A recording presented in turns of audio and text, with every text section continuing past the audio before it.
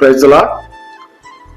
మే 13వ తేదీ 2024 ఈరోజు దేవుడు మనల్ని బలపరచు వాక్యము సామెతలు 22వ అధ్యాయము 1వ వచనము.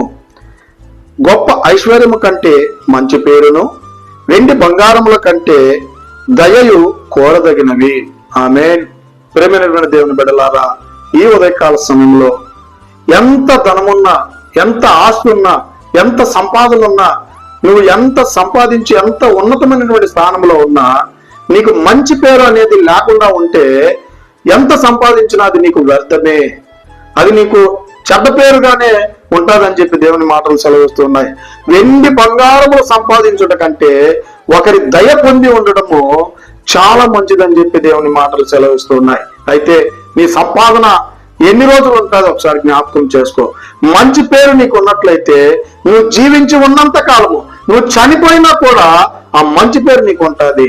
అబ్బా, ఫలానా వ్యక్తి వాడు చాలా మంచివాడు రా, చాలా మంచి మంచి పనులు చేసినాడు రా, వాడు ఇలాగా ఉన్నాడు రా, ఇలాగ జీవించినాడు అని చెప్పి నీ పేరును బట్టి 10 మంది నిన్ను మంచి పేరుగా పొగుడుకునేటువంటి వారుగా ఉండాలే. కానీ అబ్బా, ఫలానా మనిషి వాడి చెడ్డవాడురా, చెడ్డ పనులన్నీ చేసినాడు రా అని మనల్ని తిట్టుకునేటువంటి వారుగా ఉండకూడదు.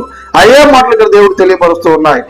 గొప్ప ఐశ్వర్యం కంటే మంచి పేరు తెచ్చుకోవడము చాలా గొప్ప అని చెప్పి దేవుని మాటలు ఇక్కడ తెలియపరుస్తూ ఉన్నాయండి. మనం గమనించినట్లయితే ఎవరి దగ్గరైనా ఒక మంచి పేరు తెచ్చుకోవాలంటే చాలా సంవత్సరాలు టైం పడుతుందండి. అదే ఎవరి దగ్గరైనా సరే వీడు చెడ్డ అనిపించుకోవాలంటే 1 నిమిషం కూడా టైం సరిపోదు. ఏదైనా ఒక చిన్న తప్పు చేసినాడంటే వాడు అందరి దృష్టిలో చెడ్డవాడు అయిపోతాడు. అలాగనే నువ్వు కూడా ఆ దేవుని దృష్టిలో చెడ్డవాడిగా ఉన్నావా, లేదా మంచి పేరు తెచ్చుకునేటువంటి వాడిగా ఉన్నావా?